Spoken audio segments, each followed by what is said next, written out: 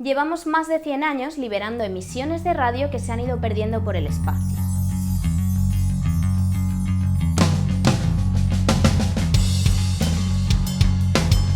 La búsqueda de vida inteligente en términos científicos se remonta a principios del siglo XX.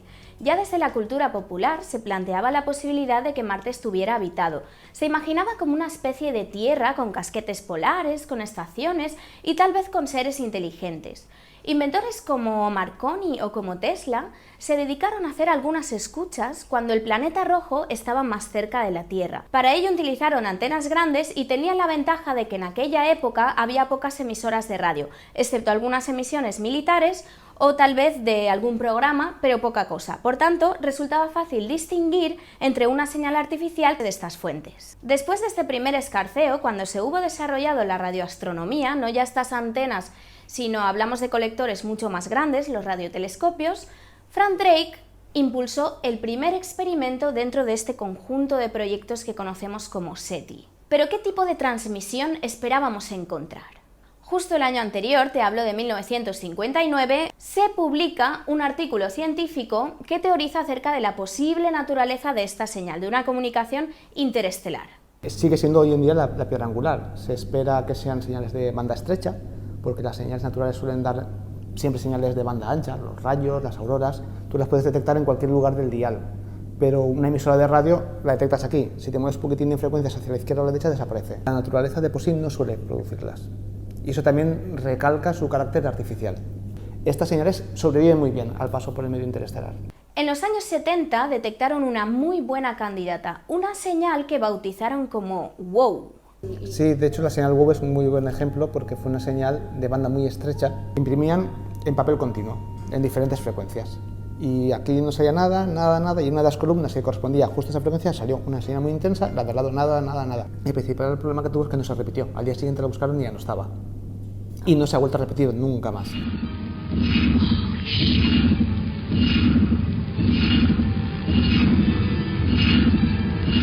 Y la explicación que han dado, que más de este año, como digo, no suelen haber emisiones de banda estrecha en la naturaleza, pero alguna hay, no son lo habitual, pero se cree que la cola ionizada de un cometa, si se ioniza mucho el hidrógeno va por su cuenta, se vuelve a recombinar y eso puede enviar en esta longitud de onda. Hay gente que ha estado estudiando cometas y ha conseguido más o menos reproducir una señal parecida. Entonces, bajo esta hipótesis, habría sido un cometa que no se había detectado, que pasaba por aquella zona del cielo, lo que estaría emitiendo esta señal. Aún así, fue una señal muy potente, debería haber sido un cometa vistoso y no se vio. Así que es una buena explicación, pero no lo explica todo.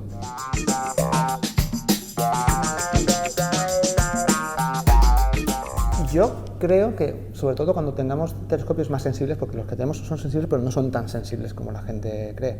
SCA, cuando se ponga en marcha el Square Kilometer Array, que eso estará con suerte en 20 años funcionando, ese sí que es un aparato que tiene ya una escala superior de sensibilidad. SCA sí que puede llegar a detectar señales como un programa de televisión en 1000 años luz a la redonda.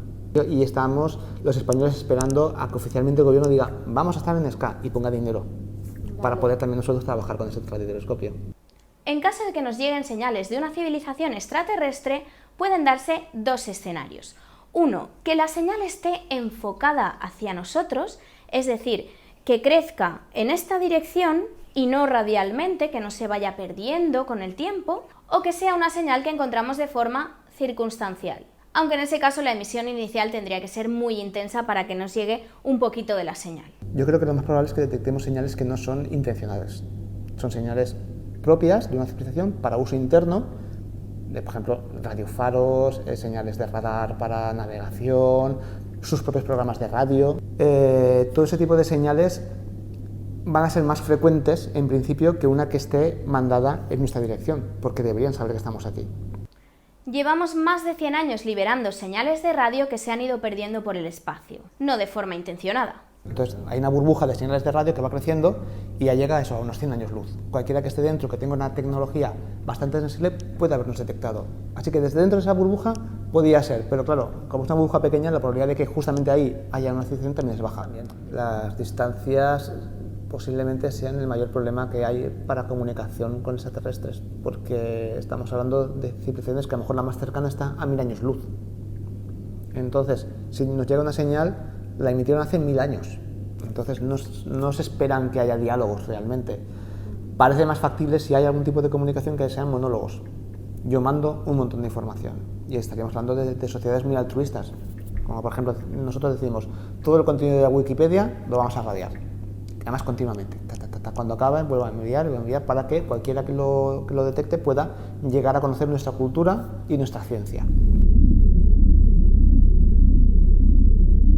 Hay otros que postulan que a lo mejor en lugar de mandar una señal sin más, lo que mandas es un programa.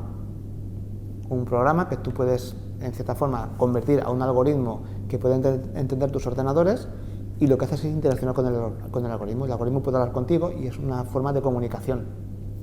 Ya, tipo una inteligencia artificial. Exactamente, tú mandas una inteligencia artificial que sabe toda tu cultura, tú la instalas y puedes hablar con ella y dialogar.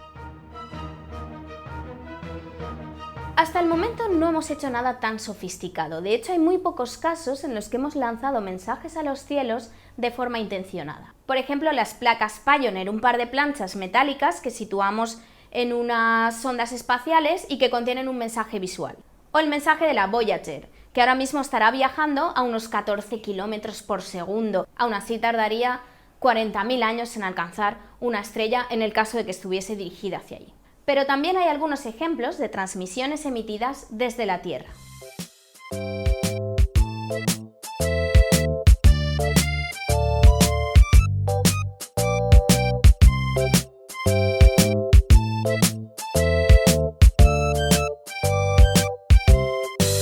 Ha habido programas de instituto en Rusia que les gusta, les proponen a los chavales que creen un proyecto SETI, que hagan un mensaje y lo mandan desde un radiotelescopio que tienen en Eupatoria. Si los mandas 5 minutos y no están escuchando esos 5 minutos, no la van a detectar. O sea, se han hecho algunas emisiones puntuales, pero que son sobre todo conmemorativas. Cuando se hizo el 25 aniversario del telescopio de Arecibo, se hizo una señal que duró 3 minutos y no se volvió a mandar nunca más.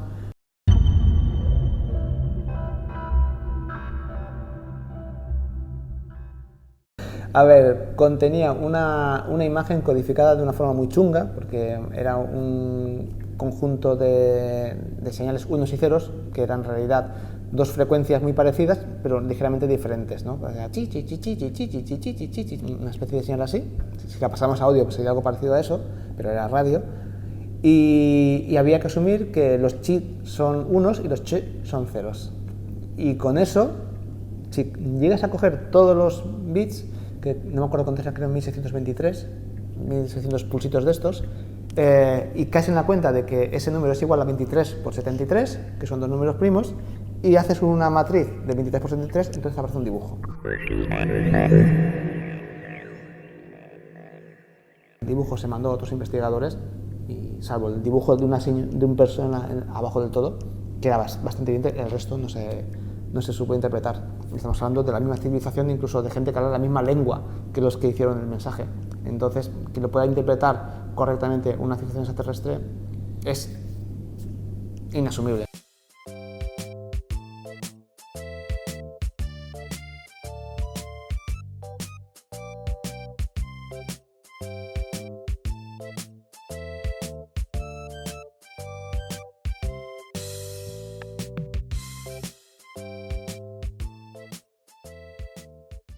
¿Cómo podríamos entonces comunicarnos con una civilización extraterrestre? Si quieres hacer algún tipo de lenguaje, hay que usar lo que tenemos en común. Las matemáticas, no todas las matemáticas quizá, pero las matemáticas básicas, la aritmética, y sumar, restar, divisiones, eso sí que va a ser igual en todos, porque son construcciones muy básicas y que aparecen muy rápidamente en la naturaleza en cuanto haces cualquier cosa. Y luego otra cosa que también tenemos en común son las leyes de la naturaleza. Por ejemplo, explicar puntos de fusión, desintegraciones, cómo funciona un péndulo simple, el teorema de Pitágoras, en su caso sería su equivalente a Pitágoras, si es que hay individuos como tal y no es una sociedad con un cerebro colectivo.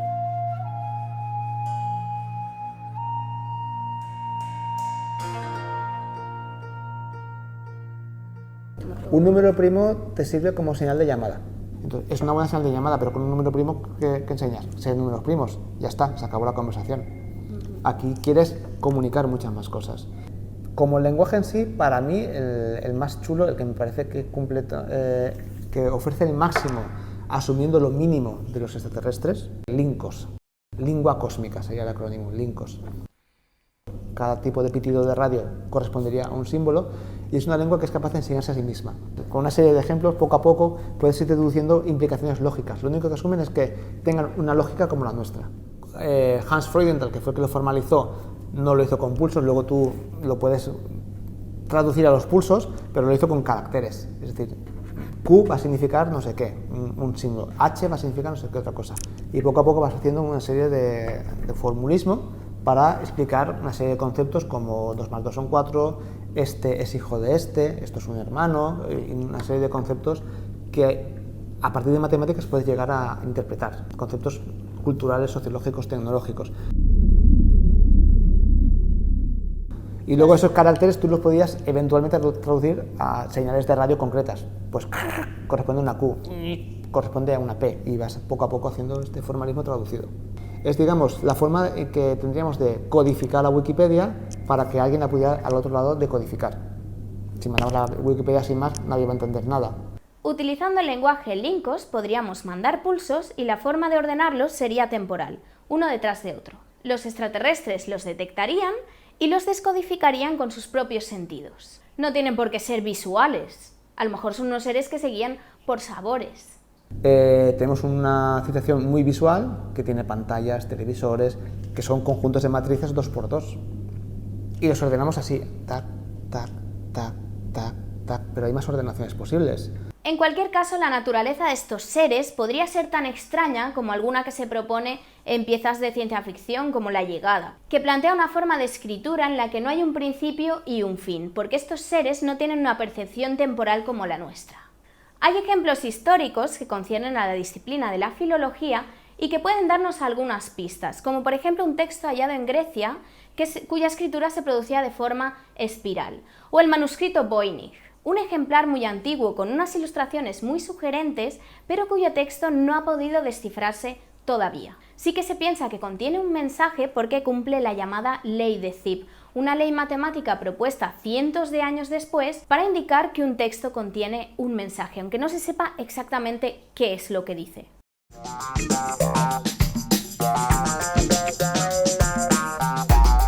sea, tú definitivamente incluirías en el equipo a un filólogo. Sí, sí. Sobre todo un filólogo que tenga experiencia en muchas lenguas. No tanto en una lengua en concreto, sino que realmente sea capaz de ver correlaciones, semejanzas y diferencias entre lenguas distintas en el mundo, que tenga una visión muy global de lo que es el lenguaje humano y un matemático. ¿Y a quién más? Pues si es para un mensaje que llega, posiblemente un informático podría estar bien, porque puedes ver estructuras lógicas, computacionales. Y un físico, porque de cierta forma somos un poco de científicos todoterreno y son fáciles que se adapten a diferentes contextos. Yo creo que ese equipo sería un buen equipo. Un biólogo podría ser interesante, aunque para el lenguaje en sí que nos llega, no tanto. Si hubiera una visita, como es en el caso de La Llegada, sí, indudablemente un biólogo sería indispensable, porque ver la biología te puede decir mucho sobre cómo es el mundo de ellos. Pues a ver si hay suerte las próximas décadas y además de establecer la comunicación, podemos llegar a entender algo. En ese aspecto, ¿eres optimista? ¿Qué otras formas de comunicación se te ocurren? Las cuestiones sobre si esa interacción será constructiva o destructiva, sobre el tipo de civilización que podemos encontrar, su forma de crecimiento, incluso plantear algunas cuestiones probabilísticas a nivel especulativo, las dejo para un vídeo futuro. A petición de 2 suscriptores se ha abierto un espacio en la dirección que ves en pantalla por si te apeteciera donar algo para la producción de los vídeos y las entrevistas. Y no te olvides de seguirme en las redes Facebook, Instagram, Twitter. Que tengas propicios días.